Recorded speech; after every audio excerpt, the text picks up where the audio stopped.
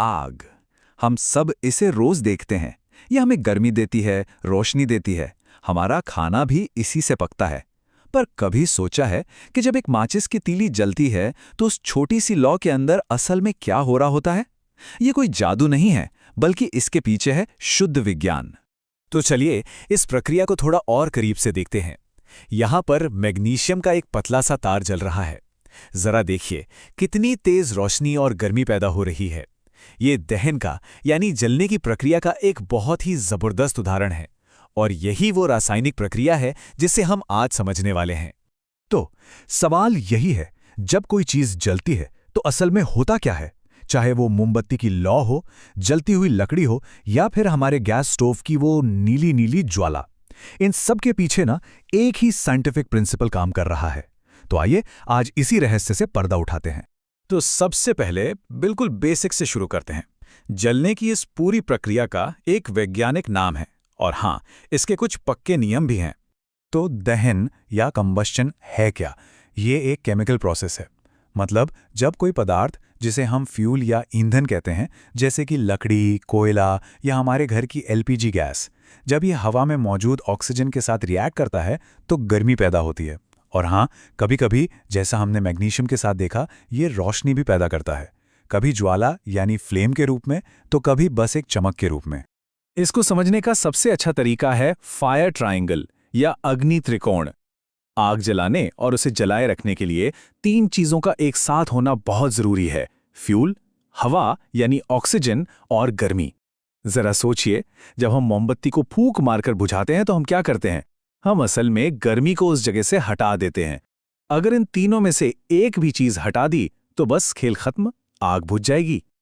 और ये एक्सपेरिमेंट तो कमाल का है। ये दिखाता है कि हवा कितनी ज्यादा जरूरी है। देखिए, पहले जार में मोमबत्ती आराम से जल रही है क्योंकि उसे नीचे से ताजी हवा मिल रही है। दूसरे में जैसे ही हवा की सप्लाई कम हुई, लौ कांपने लगी। ऐसा लग रहा है मानो वो सांस लेने के लिए तड़प रही हो। और तीसरे में जब हवा का रास्ता पूरी तरह बंद हो गया तो लौ ने दम ही तोड़ दिया। सीधी सी बात है, ऑक्सीजन के बिना कंबस्शन हो ही नहीं सकता। अच्छा, तो हमारे पास ईंधन भी है और हवा भी है, पर क्या इतना काफी है? नहीं। आग शुरू करने के लिए एक चिंगारी, एक ट्रिगर की भी तो जरूरत होती है। और यहीं पर आता है एक बहुत ही जरूरी कॉन्सेप्ट, इग्निशन टेम्परेचर या ज्वलन ताप। हर जलने वाली चीज का ना अपना एक ब्रेकिंग पॉइंट होता है। वो कम से कम तापमान जिस पर वो आग पकड़ ले। जैसे कागज का इग्निशन टेम्परेचर लकड़ी से बहुत कम होता है, इसीलिए तो कागज इतनी जल्दी आग पकड़ लेता है। जब तक कोई चीज अपने उस जादुई तापमान तक नहीं पहुंचती, वो आग नहीं पकड़ेगी, भले उसके चारों तरफ कितनी भी ऑक्सीजन क्यों ना हो। अब हम सब जानते हैं कि कागज कितनी आसानी से जल जाता है।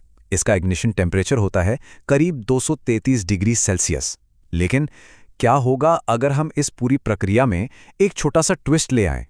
क्या ऐसा हो सकता है कि हम आग के ऊपर कागज रखें और वो जले ही नहीं? ये देखिए, खाली कप तो फौरन आग पकड़ लेता है, लेकिन जिस कप में पानी है वो नहीं जलता। ऐसा क्यों? अरे क्योंकि पानी एक जबरदस्त हीट सिंक है। मतलब वो गर्मी को बहुत तेजी से सोख लेता है। वो मोमबत्ती से आने वाली सारी गर्मी खुद में खींच लेता है और कागज को उसके इग्निशन टेम्परेचर यानी 233 डिग्री सेल्सियस तक पहुंचने ही नहीं देता। है ना कमाल का एक्सपेरिमेंट? इग्निशन टेम्परेचर की इसी समझ ने ना माचिस जैसी रोजमर्रा की चीज को जन्म दिया। सोचिए, करीब 5000 साल पहले मिस्र में सल्फर लगी लकड़ी से लेकर आज की सेफ्टी माचिस तक का सफर। पूरा खेल बस इतना ही है कि सही केमिकल्स को रगड़ से पैदा हुई गर्मी से उनके इग्निशन टेम्परेचर तक पहुंचाया जाए। ठीक है, तो अब हम ये तो समझ गए कि आग लगती कैसे है। तो जाहिर है अगला सवाल यही होगा कि इसे बुझाते कैसे हैं। और जवाब के लिए हमें फिर से उसी फायर ट्रायंगल पर वापस आना होगा। आग बुझाने का सीधा सा मतलब है उस ट्रायंगल को तोड़ना। फायर ब्रिगेड वाले भी तो यही करते हैं। वो या तो पानी डालकर गर्मी को कम कर देते हैं या फिर फोम या कार्बन डाइऑक्साइड जैसी चीजों से ऑक्सीजन की सप्लाई ही काट देते हैं। पर एक बात जानना बहुत जरूरी है कि हर आग को बुझाने का तरीका एक जैसा नहीं होता। लकड़ी या कागज की आग पर पानी डालना सबसे अच्छा है क्योंकि पानी गर्मी को सोख लेता है। लेकिन यही पानी अगर बिजली की आग पर डाल दिया तो बहुत खतरनाक हो सकता है क्योंकि पानी से करंट लग सकता है। और तेल या पेट्रोल की आग पर तो पानी डालना मतलब मुसीबत को और बढ़ाना है। पानी भारी होता है, वो तेल के नीचे बैठ जाएगा और जलते हुए तेल को चारों तरफ फैला देगा। ऐसे में कार्बन डाइऑक्साइड यानी CO2 एक सुपर हीरो की तरह काम करता है। यह हवा से भारी होता है और आग के ऊपर एक कंबल की तरह फैलकर ऑक्सीजन की सप्लाई रोक देता है और आग का दम घोट देता है। वैसे हर दहन एक जैसा नहीं होता। एक होता है रैपिड कंबशन यानी तीव्र दहन, जैसे हमारे गैस स्टोव का जलना, जिसे हम कंट्रोल कर सकते हैं। फिर होता है स्पॉन्टेनियस कंबशन यानी स्वतः दहन, जो थोड़ा रहस्यमयी है, जैसे कोयले की खान में बिना किसी चिंगारी के अपने आप आग लग जाना। और फिर आता है एक्सप्लोजन यानी विस्फोट। ये एक बहुत ही तेज अनकंट्रोल्ड दहन है, जिसमें अचानक बहुत सारी गैस, गर्मी, रोशनी और आवाज निकलती है, बिल्कुल एक पटाखे की तरह। चलिए अब जरा वापस उस मोमबत्ती की लौ पर चलते हैं और इस बार हम उसकी परतों के अंदर झांक कर देखेंगे कि आखिर वहां चल क्या रहा है। यहाँ एक बहुत दिलचस्प बात है। कभी सोचा है कि मोमबत्ती में तो लौ यानी फ्लेम होती है, लेकिन जलते हुए कोयले में क्यों नहीं होती? इसका राज छुपा है वेपराइजेशन यानी वाष्पीकरण में। मोम या मिट्टी के तेल जैसे पदार्थ जलने से पहले भाप यानी गैस में बदल जाते हैं और फिर वो गैस जलती है, जिससे लौ बनती है। दूसरी तरफ कोयला गैस नहीं बनता, इसीलिए वो बस एक दहकते हुए अंगारे की तरह चमकता है। ये छोटे छोटे एक्सपेरिमेंट हमें लौ के राज बताते हैं। देखिए, जब एक कांच की स्लाइड को लौ के पीले वाले हिस्से में रखते हैं तो उस पर एक काला गोल धब्बा बन जाता है। ये क्या है? ये बिना जला हुआ कार्बन है।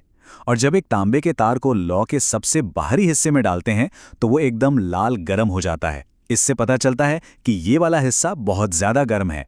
तो इन सभी सुरागों को अगर हम एक साथ जोड़ें तो लौ की पूरी कहानी समझ आ जाती है। इसके 3 हिस्से हैं। सबसे अंदर बत्ती के पास वाला डार्क जोन, जहां मोम की बिना जली हुई भाप है। बीच वाला पीला और चमकदार हिस्सा, जहां ऑक्सीजन की कमी की वजह से अधूरा दहन हो रहा है और कार्बन के कण चमक रहे हैं। और सबसे बाहर वाला हल्का नीला हिस्सा, ये सबसे गर्म होता है, क्योंकि यहां ऑक्सीजन भरपूर मिलती है और दहन पूरी तरह से होता है।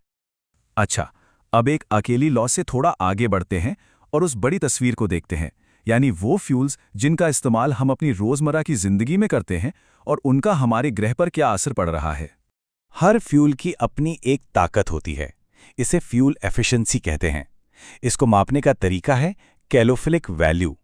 सीधे शब्दों में कहें तो ये हमें बताता है कि 1 किलोग्राम फ्यूल को पूरी तरह जलाने पर हमें कितनी गर्मी या ऊर्जा मिलेगी। और ये चार्ट देखिए, ये अंतर कितना बड़ा है, ये साफ दिखता है। 1 किलो LPG जलाने पर हमें मिलती है 55,000 किलो जूल एनर्जी। वहीं 1 किलो लकड़ी से सिर्फ 19,500 और गाय के गोबर से तो और भी कम, करीब 7,000। इससे पता चलता है कि हमारे मॉडर्न फ्यूल्स कितने ज्यादा एफिशिएंट हैं। लेकिन इस ऊर्जा की एक कीमत भी है। जब हम ईंधन जलाते हैं तो कुछ हानिकारक चीजें भी पैदा होती हैं, जैसे बिना जले कार्बन के कण हवा में फैलकर सांस की बीमारियां पैदा करते हैं। अधूरे दहन से कार्बन मोनोऑक्साइड जैसी जहरीली गैस बनती है। कार्बन डाइऑक्साइड तो ग्लोबल वार्मिंग बढ़ा ही रही है। और सल्फर और नाइट्रोजन के ऑक्साइड्स वो एसिड रेन यानी अम्ल वर्षा की वजह बनते हैं, जो हमारी फसलों और इमारतों दोनों को नुकसान पहुंचाती है। और आखिर में ये एक बड़ा सवाल हमारे सामने खड़ा होता है। आग ने हमें वो सभ्यता दी है जिसमें हम आज रहते हैं, लेकिन अब ये कैसे सुनिश्चित किया जाए कि यही आग इससे हमसे छीन न ले? आज दहन के इस विज्ञान को समझना पहले से कहीं ज्यादा जरूरी हो गया है, ताकि हम इसके फायदों का इस्तेमाल जिम्मेदारी से कर सकें और हमारे ग्रह और हमारी सेहत पर इसके बुरे असर को कम कर सकें। सवाल ये नहीं है कि हम आग का इस्तेमाल बंद कर दें, सवाल ये है कि हम इसका इस्तेमाल बेहतर तरीके से कैसे करें। हमारा भविष्य इसी संतुलन को खोजने पर टिका है।